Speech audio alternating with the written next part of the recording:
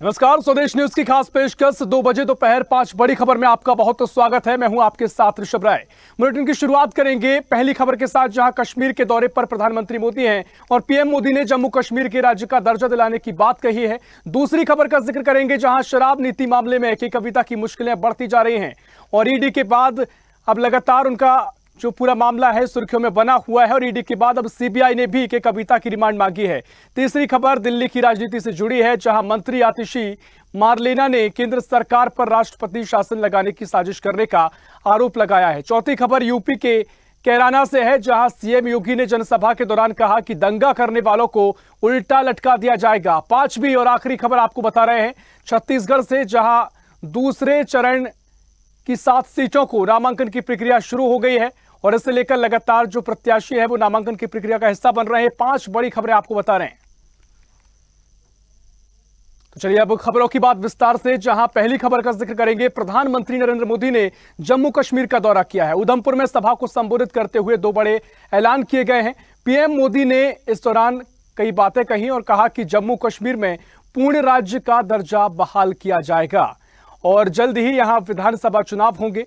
प्रधानमंत्री नरेंद्र मोदी ने ऐलान किया और यह ऐलान इसलिए भी बेहद अहम बताया जा रहा है क्योंकि नेशनल कॉन्फ्रेंस और पीडीपी सहित तमाम राजनीतिक पार्टियां आर्टिकल 370 हटने के बाद जम्मू कश्मीर में चुनाव कराने की मांग कर रही हैं, जिसके बाद पीएम मोदी ने आगे कहा कि कांग्रेस और इंडिया गठबंधन को देश के ज्यादातर लोगों की कोई परवाह नहीं है।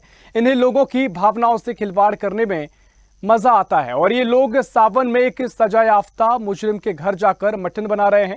इतना ही नहीं, उसका वीडियो बनाकर देश के लोगों को चिढ़ाने का काम करते हैं। कानून किसी को भी कुछ भी खाने से नहीं रोकता है, सभी को स्वतंत्रता है कि वो वेज खाए या नॉन वेज खाएं, लेकिन इन लोगों की मंशा दूसरी होती है। ये लोग सावन के महीने में वीडियो दिखाकर मुगल मानसिकता के दौरान लोगों को चिढ़ाना चाहते हैं और अपना वोट बैंक पक्का करना चाहते हैं। तो तमाम बातों को लेकर प्रधानमंत्री नरेंद्र मोदी ने विपक्ष पर हमला बोला है और जम्मू कश्मीर का यह दौरा प्रधानमंत्री का काफी महत्वपूर्ण माना जा रहा है।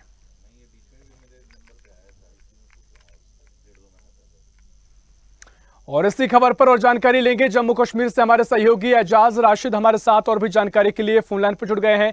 एजाज, प्रधानमंत्री मोदी का आज कश्मीर का दौरा था, उधमपुर में पहुंचे और क्या कुछ उन्होंने कहा है, क्योंकि तमाम तरीके से विपक्ष पर निशाना साधा है, क्या कुछ उनकी बड़ी बातें हैं और उन बातों के क्या कुछ मायने आप देख रहे हैं?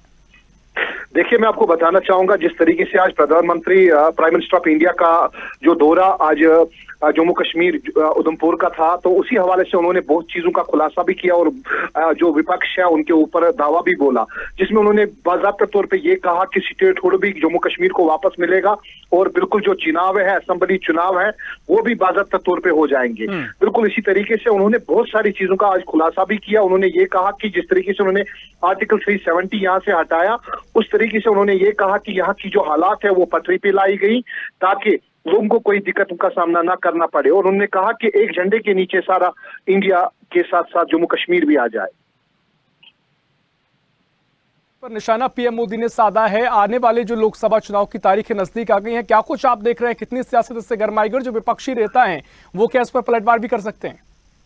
देखिए, अगर देखा जाए तो जिस तरीके से आज प्राइम मिनिस्टर ऑफ इंडिया ने ये भी बोला कि जो आर्टिकल 370 उन्होंने हटाया यहाँ से, उससे जो पत्थरबाजी यहाँ पे होती थी वो बंद हो गई और मिलिटेंसी का जो बढ़ावा होता था वो कम हो गया है और पूरा जीरो पे आ गया है। लेकिन आपको बताना चाहूंगा जिस तरीके से प्राइम मिनिस्टर ऑफ इंडिया ने बोला है कि यहाँ पे स्टेटहुड जम्मू कश्मीर को वापस दिया जाएगा और जो असेंबली इलेक्शन है वो भी जल्द से जल्द जो पार्लियामानी चुनाव है उसके बाद किए जाएंगे।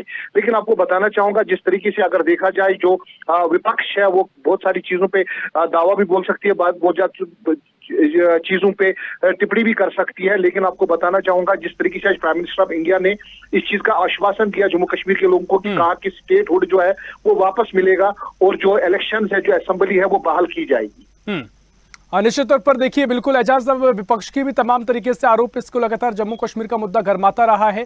ऐसे में क्या कुछ रणनीति आप वहां पर विपक्ष की देख रहे हैं, क्योंकि देखिए प्रधानमंत्री मोदी का दौरा है, बीजेपी लगातार सक्रिय नजर आ रही है, क्या मुकाबला आप आगे सभी दलों के बीच देखने को मिल सकता है? देखिए, जिस तरीके से अगर जम्मू कश्मीर के जहाँ पे आज प्राइम मिनिस्टर ऑफ इंडिया आए हैं, वहां पे अगर देखा जाए तो वहां पे कांग्रेस और जो बीजेपी है उनका चुनाव में टक्कर हो सकती है, क्योंकि अगर देखा जाए जो चाहे नेशनल कॉन्फ्रेंस हो, पीडीपी हो, तो हर जगह पे कहीं ना कहीं पे उनका वोट बैंक है।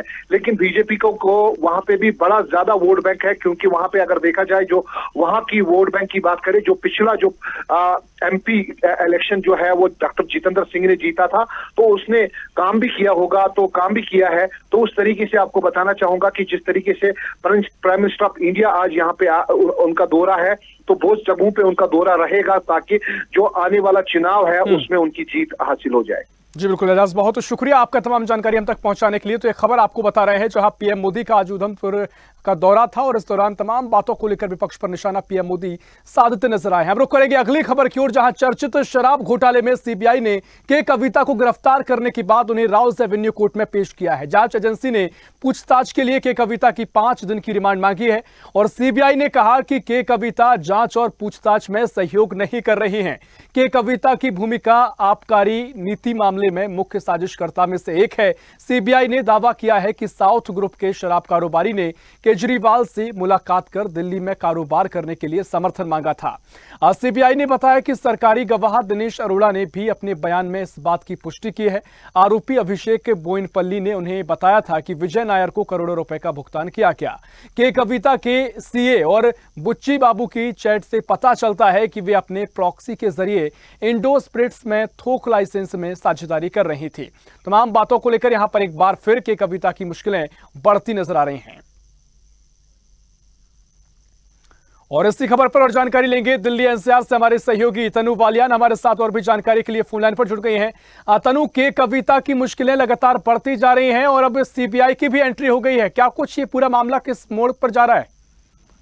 जी बिल्कुल ऋषभ, आपको बता दूं कि दिल्ली शराब नीति और धन शोधन घोटाले का जो ये पूरा मामला है, अब जांच एजेंसियां जो है इस पर ताबड़तोड़ एक्शन ले रही है। वहीं अब बीआरएस नेता जो है के कविता, उनकी मुश्किलें भी लगातार बढ़ती जा रही है। सीबीआई ने बीआरएस नेता को राउज एवेन्यू कोर्ट में पेश किया और वहीं सीबीआई ने कोर्ट से उनकी 5 दिन की कस्टडी मांगी है और कविता को जो है वो प्रोडक्शन वारंट पर तिहाड़ जेल से बाहर लाया गया। और इसके साथ ही जो जांच एजेंसी है उन्होंने ट्रायल कोर्ट को इस पूरे घोटाले में के कविता की भूमि के बारे में सिलसिलेवार से बताया है। वहीं ऋषभ, मैं आपको बता दूं कि जो सीबीआई है उसका ये कहना है कि के कविता जो है वो जब हम उनसे पूछताछ करते हैं तो वो सवालों का सीधा जवाब नहीं देती, पूछताछ में सहयोग नहीं हो रहा है, इसलिए पूछताछ करने के लिए हमें कस्टडी चाहिए।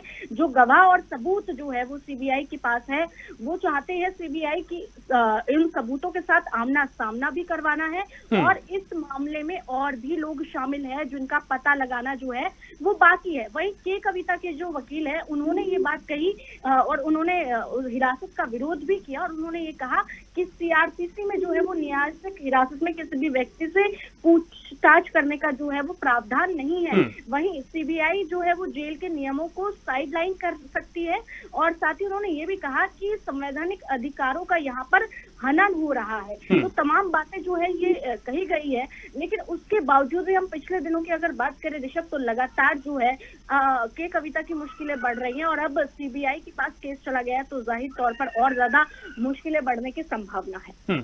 निश्चित तौर पर देखिए, लगातार आम आदमी पार्टी भी प्रदर्शन कर रही है। क्या इस पूरे मसले को लेकर आम आदमी पार्टी की कोई प्रतिक्रिया है, कोई स्टैंड सामने आया है? क्योंकि लगातार आरोप तो वो लगा ही रहे हैं और के कविता को लेकर, के कविता के इस पूरे मामले को लेकर क्या कुछ कहना है? क्योंकि जो आरोप उन पर लग रहे हैं कि सहयोग नहीं कर रही है, क्या वो आगे स्पष्ट कर रहे हैं कि आगे सहयोग भी करेंगी या किसी तरह की बात उन्होंने रखी है? जी बिल्कुल ऋषभ, मैं आपको बता दूं कि आम आदमी पार्टी जिस तरीके से लगातार ये कह रही है कि उनके मंत्रियों को फंसाया जा रहा है, वहीं बात की जाए अगर के कविता की तो उसके लिए भी आम आदमी पार्टी का साफ तौर पर ये कहना है कि अभी भी जो के कविता है उनको फंसाया जा रहा है जानबूझकर। ऐसा कुछ भी जो है वो पूरा मामला नहीं है। ये जो है ये सिर्फ एक राजनीतिक षड्यंत्र है जिसके तहत फंसाया जा रहा है और के कविता जो है वो पूछताछ में जो है वो सहयोग करेंगी आगे भी, लेकिन जिस तरीके का ये पूरा राजनीतिक षड्यंत्र रचा जा रहा है आम आदमी पार्टी के खिलाफ वो गलत है। आज भी जब प्रेस कॉन्फ्रेंस की गई आतिशी और सौरभ भारद्वाज द्वारा, तब भी उन्होंने तमाम बातें यही कही है कि ये पूरा राजनीतिक षड्यंत्र है और आम आदमी पार्टी को जो है वो खत्म करने के लिए ये पूरा प्रोपेगेंडा जो है वो रचा जा रहा है। बिल्कुल तनु, इस मामले को लेकर के आगे मामला और कितना गर्मा सकता है, क्योंकि जिस तरीके से लोकसभा चुनाव नजदीक आ रहे हैं, आम आदमी पार्टी भी एक स्ट्रेटेजी के तहत आगे बढ़ रही है और सड़कों पर वो नेता भी पोस्टर लगाकर घूम रहे हैं। तमाम तरीके से अब रणनीति बनाई गई है कि सरकार का विरोध करना है। तो इसको लेकर सियासी एंगल से देखा जाए तो कितना मामला आगे तूल पकड़ सकता है? जी बिल्कुल ऋषभ, जिस तरीके से दिल्ली में अभी जो हालात है सियासी रूप से वो बहुत ज्यादा गरमाए हुए हैं। लगातार कल भी हमने देखा कि बीजेपी ने प्रदर्शन किया, वहीं आम आदमी पार्टी जो है वो लगातार घर घर जा रही है और जेल का जवाब वोट से जो अभियान शुरू किया गया है उसको देखते हुए लगातार मुश्किलें आम आदमी पार्टी की दिखाई दे रही है। लेकिन अगर बात की जाए ग्राउंड जीरो की ऋषभ, तो जब हम भी ग्राउंड जीरो पर मौजूद होते हैं तो हर एक दिल्ली की, चाहे महिला है, चाहे युवा है, दुकानदार है, तमाम जो लोग हैं वो यही बात कहते हैं कि दिल्ली में केजरीवाल ने काम किया है, उन्हें गलत तरीके से फंसाया जा रहा है और हम केजरीवाल के साथ हैं। तो इस तरफ मुश्किलें यहाँ पर बढ़ती हुई जरूर दिखाई दे रही है ऋषभ आम आदमी पार्टी की, लेकिन जनता का अब उनको सपोर्ट मिल रहा है। जनता कहीं ना कहीं भावुक हो रही है और आम आदमी पार्टी की तरफ से विक्टिम निश्चित तौर पर क्या कुछ तस्वीर सियासी रूप से भी नजर आएगी, देखना महत्वपूर्ण होगा। फिलहाल बहुत शुक्रिया तनु, आपका तमाम जानकारी हम तक पहुंचाने के लिए। और अब बात करेंगे अगली खबर की, जहां आम आदमी पार्टी नेता आतिशी का बयान सामने आया है और जमकर केंद्र सरकार पर हमलावर हुई हैं। उन्होंने कहा कि बीजेपी को पता है कि चाहे वे कितना भी जोर लगा लें, लेकिन दिल्ली में अरविंद केजरीवाल को हरा नहीं सकती।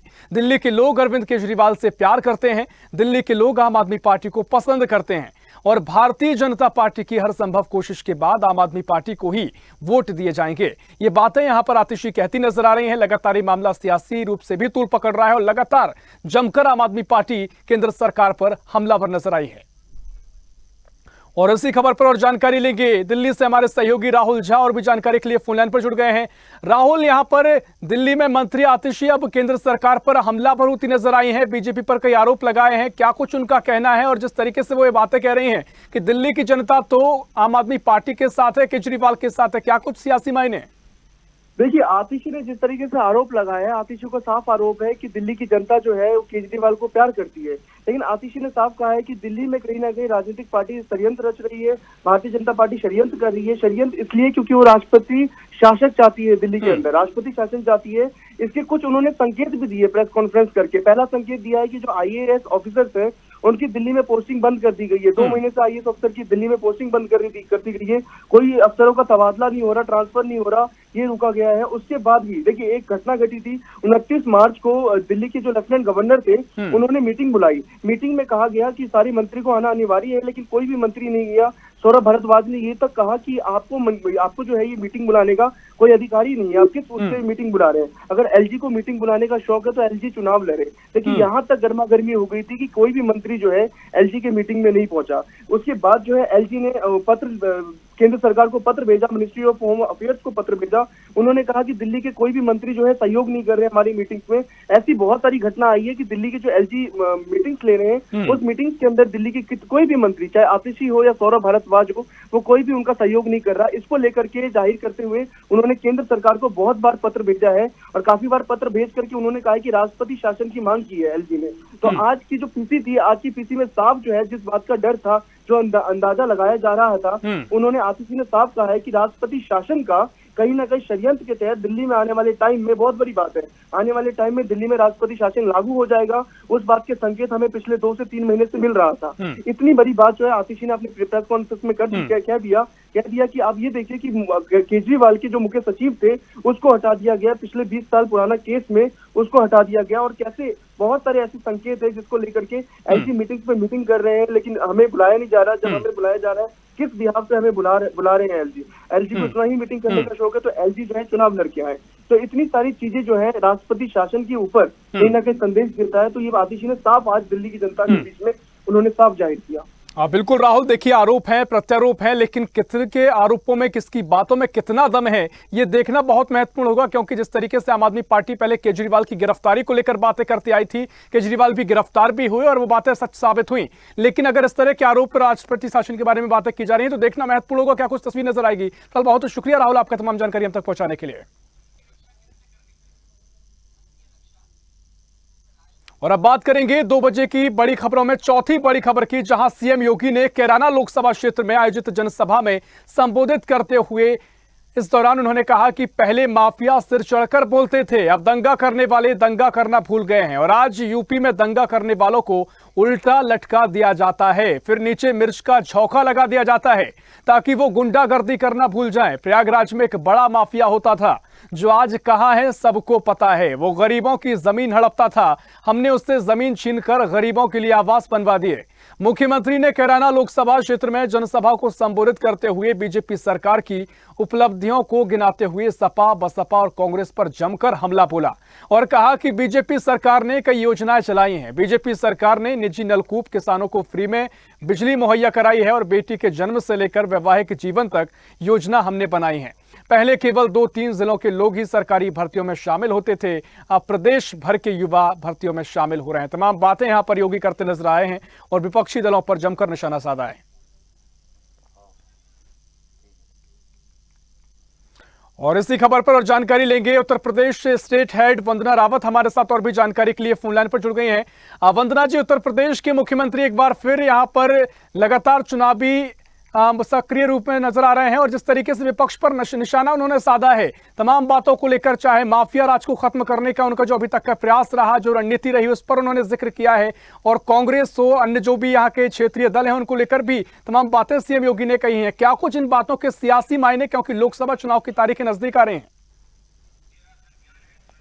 क्योंकि मुख्यमंत्री योगी आदित्यनाथ का ये सहारनपुर 15 दिनों में ये दूसरा दौरा है। आज इनकी जनसभा थी 2 जगह, कैराना में और सहारनपुर में। और कैराना में जिस हिसाब से इन्होंने जनसभा को संबोधित किया है, वहां से प्रदीप चौधरी जो कि बीजेपी से कैंडिडेट है और सपा से इकरा हसन है, तो क्योंकि कैराना सीट बहुत पश्चिमी यूपी की 8 सीटें बीजेपी के लिए काफी मायने रखती हैं, क्योंकि पिछली बार केवल 3 सीटें इनको मिली थी, तो अन्य सीट पर किसी तरीके से इनकी मतलब जीत हो, कमल खिले। तो इसको लेकर योगी आदित्यनाथ लगातार दौरे कर रहे हैं, चुनावी जनसभा कर रहे हैं।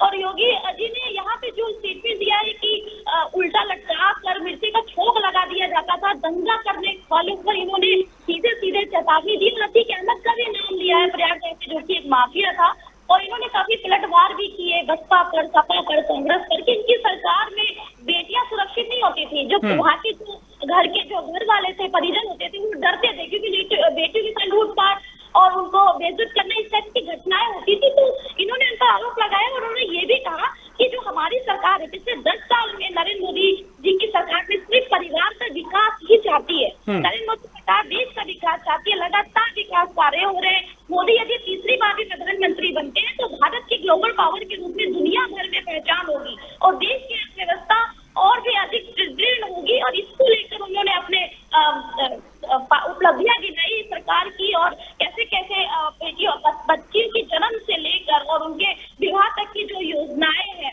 उन्होंने वो बताया। और जिलों की जो सरकारी भर्तियां हुई है 2-3 जिलों में, उन भर्तियों के बारे में भी योगी आदित्यनाथ ने बताया। और ये भी कहा कि पहले जो माहौल था 2017 से पहले का जो माहौल था, ये पश्चिमी यूपी का जाट मुस्लिम बहुल क्षेत्र है, कैराना है, सहारनपुर है, बागपत और ये बिजनौर नगीना, तो यहाँ पर पहले व्यापारी व्यापार नहीं करता था, तो पलायन करता था और आतंकवाद भी था।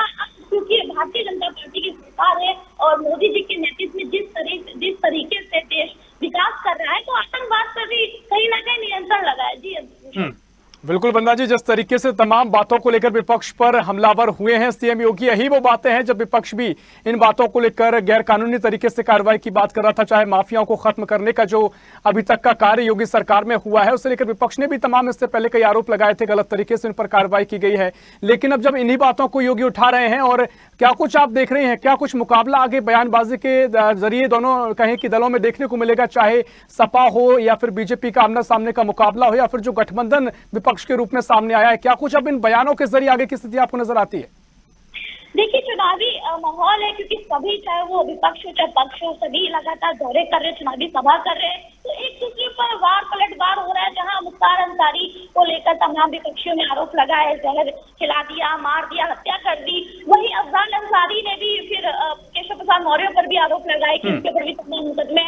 तो इस तरह जो ये आरोप प्रत्यारोप का दौर है लगातार जारी है। अखिलेश यादव लगातार बीजेपी पर हमला बोलते नजर आ रहे हैं, तो वही बीजेपी भारतीय जनता पार्टी जो है वो कांग्रेस और सपा की गठबंधन को ठगबंधन बताकर भ्रष्टाचार बताते हुए लोग अपना क्योंकि चुनावी माहौल में इस तरीके दगाबाजी होती रहती है ऋषभ। तो अभी क्योंकि अखिलेश और कांग्रेस का जो गठबंधन है उसको क्योंकि मुकाबला है 400 पार का नारा है भारतीय जनता पार्टी के लिए, और 2019 के रिजल्ट को देखते हुए 2024 में जो पश्चिमी यूपी की जितनी सीटें वो भारतीय जनता पार्टी के लिए बहुत मायने रखती है, क्योंकि 2019 में 8 सीटों में केवल 3 सीटें ही बीजेपी को मिली थी, जबकि 5 सीटों पर बसपा और सपा का कब्जा था। तो इसको देखते हुए पश्चिमी यूपी की 8 सीटें भारतीय जनता पार्टी के लिए काफी महत्वपूर्ण होती है। निश्चित तौर पर जिस तरीके से चुनाव नजदीक आ गए हैं तो ये सक्रियता भी बहुत जरूरी हो जाती है। जो बयानबाजी का दौर देखने को मिल रहा है ये भी आगे गरमाएगा। फिलहाल बहुत बहुत शुक्रिया वंदना जी आपका तमाम जानकारी हम तक पहुंचाने के लिए। और अब रुक करेंगे अगली खबर का, जो काफी महत्वपूर्ण खबर है। लोकसभा चुनाव 2024 को लेकर छत्तीसगढ़ की अब 7 सीटों को लेकर नामांकन की प्रक्रिया आज से शुरू हो गई है। लोकसभा चुनाव के तीसरे चरण के लिए आज दोपहर 3 बजे तक नामांकन भरे जाएंगे और 19 अप्रैल तक छत्तीसगढ़ की 7 लोकसभा सीटों के लिए नामांकन की प्रक्रिया चलेगी। नामांकन शुरू होने के साथ ही प्रशासन ने सुरक्षा के कड़े इंतजाम कर लिए हैं। निर्वाचन आयोग के साथ साथ जिला प्रशासन ने कलेक्ट्रेट के पास बैरिकेड की व्यवस्था की है और उम्मीदवारों को अन्य जानकारी के लिए निर्वाचन आयोग ने अलग अलग हेल्प डेस्क काउंटर खोल रखे हैं, जहां काउंटर पर मौजूद अधिकारी और कर्मचारी उम्मीदवारों को जानकारी देंगे। जो भी उम्मीदवार अपना दस्तावेज प्रस्तुत करने आएंगे उन्हें यह बताया जाएगा कि नामांकन फॉर्म के साथ कौन कौन से दस्तावेज महत्वपूर्ण हैं जो जमा करना अनिवार्य है। बता दें कि छत्तीसगढ़ की अब 7 लोकसभा सीटों को लेकर तीसरे चरण में मतदान के लिए नामांकन के लिए किए जा रहे हैं और इन सीटों में रायपुर, बिलासपुर, दुर्ग, कोरबा, रायगढ़, जांजगीर चांपा और सरगुजा शामिल है। और इसी खबर पर और जानकारी लेंगे रायपुर से हमारे सहयोगी जयदास हमारे साथ और भी जानकारी के लिए फोन लाइन पर जुड़ गए हैं। जयदास, तीसरे चरण के चुनाव के लिए नामांकन प्रक्रिया छत्तीसगढ़ में शुरू हो गई है। 19 अप्रैल तक ये प्रक्रिया चलेगी। क्या कुछ फिलहाल अपडेट है? कोई कैंडिडेट जो है वो पहुंचे हैं अभी तक नामांकन भरने? जी देखिए, लोकसभा चुनाव 2024 के तहत छत्तीसगढ़ में तीसरे चरण के चुनाव के लिए अधिसूचना जारी कर दी गई है। आज शुक्रवार से जो है सभी 7 लोकसभा सीटों पर नामांकन शुरू हो गया है। 19 अप्रैल तक नामांकन फॉर्म लिए जाएंगे। वही नाम वापसी की अंतिम तिथि जो है 22 अप्रैल दोपहर 3 बजे तक है। रिटर्निंग ऑफिसर और कलेक्टर डॉक्टर गौरव सिंह ने आज शुक्रवार सुबह 11 बजे जो है रायपुर लोकसभा के निर्वाचन की अधिसूचना जारी कर दी है और आज से प्रत्याशियों का नामांकन शुरू हो गया। लेकिन अभी तक ऐसा किसी भी प्रत्याशी जो है नामांकन फॉर्म नहीं खरीदे और नामांकन दाखिल नहीं किया। वही आपको बता दूं कि चुनाव लड़ने वाले प्रत्याशी जो है 19 अप्रैल तक अपना नामांकन जो है रिटर्निंग ऑफिसर या सहायक रिटर्निंग ऑफिसर के सामने जमा कर सकते हैं। अगर बात की जाए उम्मीदवारों के पास नामांकन करने के लिए जो है केवल 5 दिन शेष बचे हैं, जो 12 से 19 अप्रैल तक नामांकन फॉर्म लिए जाएंगे, क्योंकि 13, 14, 17 को जो है शासकीय अवकाश होने के कारण नामांकन नहीं लिए जाएंगे। यानी प्रत्याशियों के पास केवल 5 दिन का ही समय बचा हुआ है। निश्चित तौर पर लोकसभा की तारीख भी नजदीक आ रही है और नामांकन प्रक्रिया में भी देखना होगा प्रत्याशी कब तक अपना नामांकन फॉर्म जमा करेंगे। फिलहाल बहुत शुक्रिया आपका तमाम जानकारी हम तक पहुंचाने के लिए। तो 2 बजे दोपहर की 5 बड़ी ये खबरें थी, जहां पर सियासी रूप से लगातार देश भर में सियासत तूल पकड़ती जा रही है और सियासी पारा गर्माता जा रहा है। इसके अलावा तमाम तरीके से ईडी, सीबीआई की कार्रवाई हो, वो भी सुर्खियों में बनी हुई है। फिलहाल के लिए इस बुलेटिन में इतना ही। देश प्रदेश की और भी खबरों के लिए देखते रहिए स्वदेश न्यूज, सबसे पहले देश।